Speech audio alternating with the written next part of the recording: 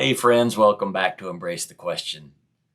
When I told you that Exodus was a key to understanding the New Testament, this is really the chapter that I had in mind, Exodus chapter 33. Exodus 33 is so full of new covenant ideas, things that Jesus is going to mention that aren't going to make a whole lot of sense unless we know this chapter. So stay tuned and let's take a closer look at Exodus chapter 33.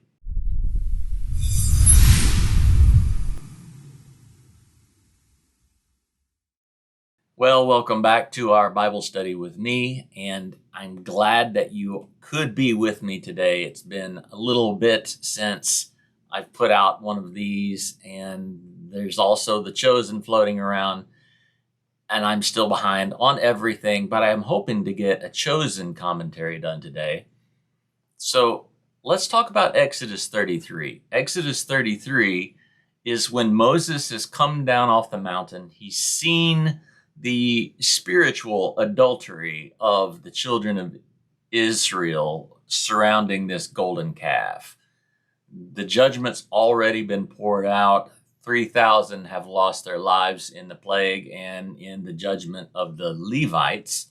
This was Pentecost. This was not known as Pentecost then. It was the Feast of Weeks. Hundreds of years later, when 3,000 were added to the church, you've heard the juxtaposition of that. This was the first Pentecost, so to speak. 3,000 lost their lives because it was the law, because it was Sinai. But when Jesus died and resurrected and ascended, some 50 days after that is Pentecost, this same day. And 3,000 are added to the church because of the outpouring of the Spirit. So instead of law, we have Spirit. Instead of death, we have life. Highly intriguing stuff, especially if you've not really grown up to hear that taught. So let's take a look here. Exodus 33, verse 1. English Standard Version, let's go with that. The Lord said to Moses, "Depart, go up from here, you and the people whom you have brought up out of the land of Egypt, to the land of which I swore Abraham, Isaac, and Jacob, saying, to your offspring I will give it." Now I'm noticing the language here immediately. The Lord is still basically handing this off to Moses, saying, you're the one that brought them out of Egypt. He's still a bit put out. You can feel it. Okay, verse 2. I will send an angel before you, and I will drive out the Canaanites, the Amorites, the Hittites, the Perizzites, the Hivites, and the Jebusites, affectionately known as the Ites. Go up to a land flowing with milk and honey. But I will not go up among you, lest I consume you on the way, for you are a stiff-necked people. You are stubborn, you are rebellious, you cannot remember from one moment to the next that I am even with you. That is stiff-necked, okay? When the people heard this disastrous word, they mourned, and no one put on his ornaments. Okay, for the Lord had said to Moses, say to the people of Israel, you are a stiff-necked people. If for a single moment I should go up among you, I would consume you. Now take off your ornaments that I may know what to do with you. You get the language. It's impossible to know. It is impossible to know how much of this is really the heart of the Lord and how much of the language is being embellished by the writer, who is Moses, who is also very, very, very put out with the people. It's impossible to know. But we do know that Old Testament writers took some liberties. I think the Spirit's there, okay? I think the Spirit of the Word is there. The Lord is a bit put out with his people. But I think maybe more so we have Moses, who is put out with his people, okay? It's just something to think about when we go through this. All right. The Lord has to deal with Israel via covenant. He can't deal with them like he wants to. Why? Because he is locked in a covenant with them of their own choosing, and therefore he must treat them like the covenant would dictate, not necessarily how he would if he were outside of that covenant, or if he had the covenant of his choice. This was the only covenant he could get the people to agree to. So he has to deal with the people according to that covenant, whether it's harsh or not. Okay, so if we can see it through maybe that frame, that lens, some of this might make more sense moving forward. Verse 6. Therefore, the people of Israel stripped themselves of their ornaments from Mount Horeb onward. Now, okay, Mount Horeb, Mount Sinai. They're not really synonymous, are they?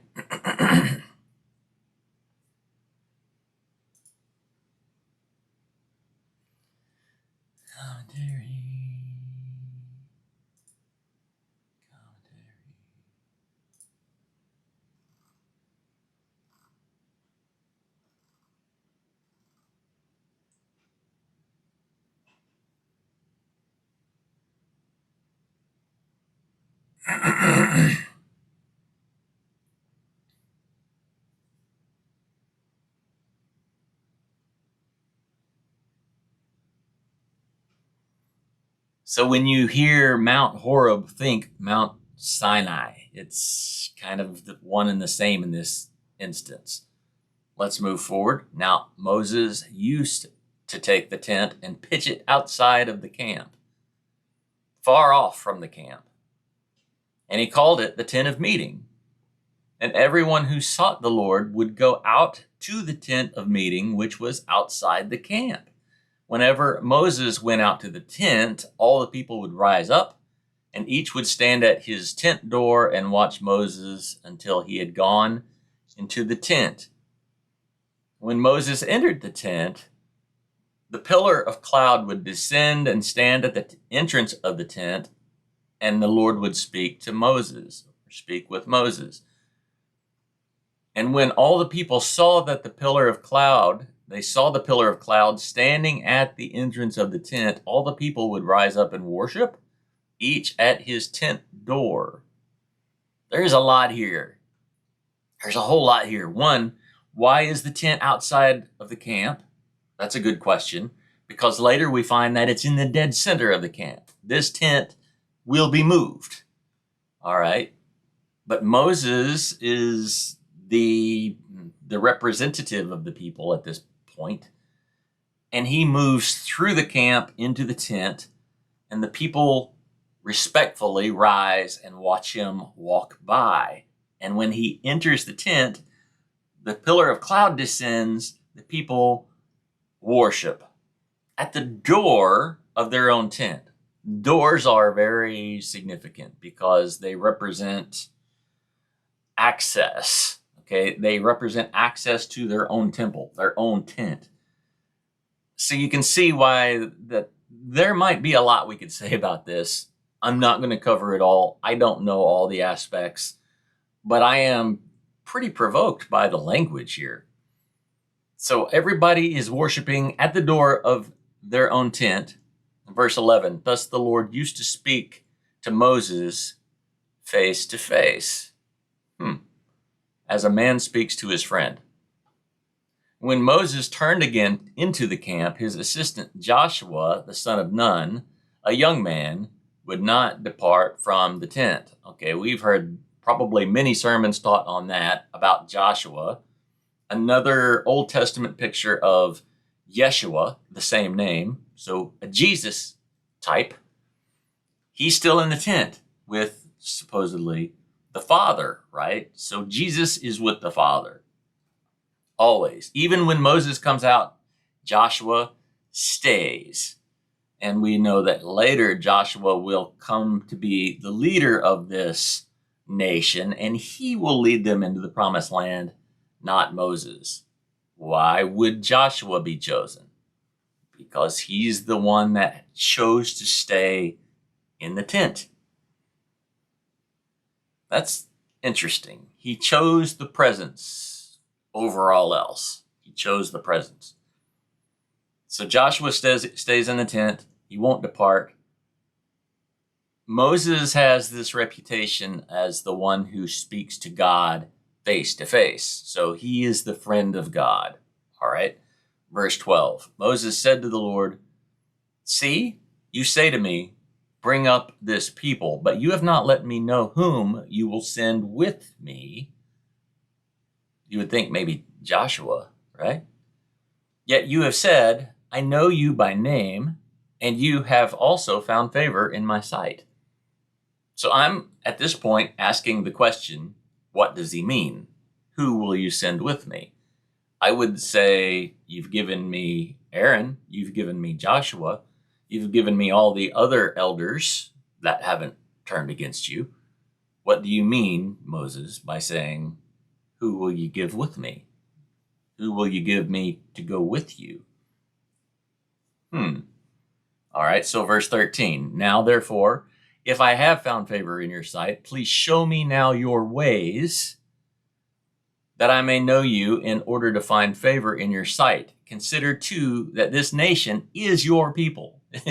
He's selling this idea to God, because God obviously doesn't know, that this is still your people. You haven't abandoned them, and they haven't abandoned you. They're just a little wishy-washy sometimes. This is your people. But it says, if I found favor in your sight, show me now your ways. By the time we enter into the new covenant, Moses is known for knowing the ways of God. He's the one that knows the ways of God versus simply knowing the works of God. Because you can know the works of God and not know his ways. And Israel largely was that. They knew God's works. They'd seen the miracles, but they did not know his ways. They didn't know him. And we can be the same way. We can know his works without really knowing him. And that is kind of a shame for people that consider themselves followers of God. I don't think it's a disqualification of any kind. It's just a state of the union, so to speak. It's the way things are for so many of us. We know God's works, we just don't know him. All right, so Moses is asking specifically here, please show me now your ways. I think that's a valid prayer for anybody today, any Christian today. Show me your ways. Okay, verse 14. And he said, what does God say? My presence will go with you, and I will give you rest. What's he talking about? This sounds a whole lot like Holy Spirit. Acts chapter 2. My presence will go with you wherever you go. He will give you rest. My Eleazar, my comforter, he gives you rest. Okay, the Spirit of Jesus. Come to me, you who are weary and heavy laden, and I will give you rest. Right? So this is a bit of a foreshadowing, but it's a gift to Moses. I think Moses gets the Holy Spirit here, even though we know he's going to screw up royally in his near future. So maybe that's going to be a comfort to all of us as well. Verse 15, and he said to him, if your presence will not go with me, do not bring us up from here. Just leave us here. We'll be done right here. For how shall it be known that I have found favor in your sight, and I and your people? Is it not in your going with us, so that we are distinct, I and your people, and every other people on the face of the earth? Listen to what he's saying, man. He's saying, It's your presence in us that makes us distinct from everyone else. That is so prophetic. He doesn't know, he realizes what he's saying in that context, but doesn't realize that he's tapped into the very plan of God. And I think that's phenomenal. Okay. And the Lord said to Moses, this very thing that you have spoken, I will do. That is great. For you have found favor in my sight, and I know you by name. That right there is suspect to me. This very thing that you've spoken, Moses, this what you're talking about? I'm going to do that. But then he says this, for you found favor in my sight. It's like, Moses, I wanted to do this, but because of you, I'm going to do it. That is provoking. That is provoking. Moses says, please show me your glory. Now, you may be in one of those churches that's always talking about the glory. It's easy to get caught up in the glory because the glory, depending on where you're going to church, depending on who you are in your experience, you have a different definition of what the glory is. For some of you, it may be a cloud, right? A mist. The glory cloud is what they called it 100 years ago. All right. For some of us, it may be something else, a miraculous work that happens during worship. Feathers and gold dust and different things indicate the glory. What does this say the glory is? Okay. Moses says, show me your glory. And he said, I will make all my goodness pass before you, and I will proclaim before you my name, the Lord. And I will be gracious to whom I will be gracious, and I will show mercy on whom I will show mercy. So there's our legitimate scriptural definition of the glory of God. It's the goodness of God. It's the goodness of God. Now, when Jesus says it's time for the Son of Man to be glorified, he's saying it's time for the Son of Man to show everyone his goodness. Okay, does that make some sense? We can always plug this definition in. It's the goodness of God. Let's keep going. There's more here. Verse 20, but he said, you cannot see my face, for man shall not see me and live. This became a mantra amongst the Jews. No man has seen God. You can't see God and live. I've heard it taught in churches out of context since I was a little kid. Since I was old enough to remember what was being said from the pulpit, I remember it being said, no man's seen God and live. But Jesus came, and Jesus changes things, right? He adds body to that which we could never see before. And that's what we find in John chapter 1, verse 18, when it says, no man has ever seen God and lived, but Jesus has unfolded him for us. Jesus has revealed him for us. So now we can say anyone can see God. Just look at Jesus. Jesus is our picture of God in all his fullness. Interesting. Okay. Verse 21, and the Lord said, behold, there is a place by me where you shall stand on the rock. And while my glory passes by, while my goodness passes by, I will put you in a cleft of the rock, and I will cover you with my hand until I have passed by. This last verse is pretty key. Then I will take my hand away, and you shall see my back, but my face shall not be seen. Why is that key? Because of what's actually being said there. When I take my hand away, you're going to see, it's a special word. I'll show it to you here. We'll flip over to the King James Plus. and you will see my back parts. We click on that, we can see, maybe it's small on your screen. Can I blow that up? A alcor, the hinder parts. Notice what it means. Hereafter. Time to come. So what maybe just happened was God says, you want to see my goodness? Let me cover you with my hand. And when I take my hand away, Moses, you will be able to see the time to come. So Moses steps out onto the Mount of Transfiguration. Mark 9, Matthew 18, I think. The Mount of Transfiguration. And Moses sees face to face Jesus, Yeshua, face to face with God's goodness.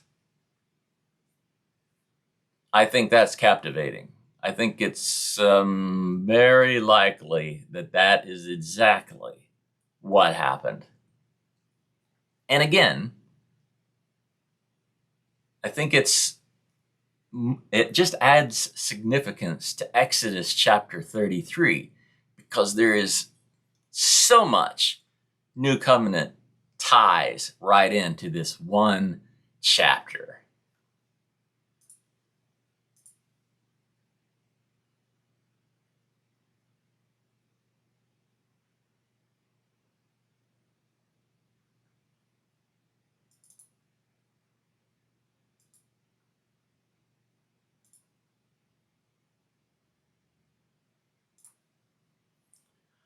Well, there were only 23 verses, but there was so much to say with these, and there probably was a lot more that I could have said, but that'll just have to wait for another time.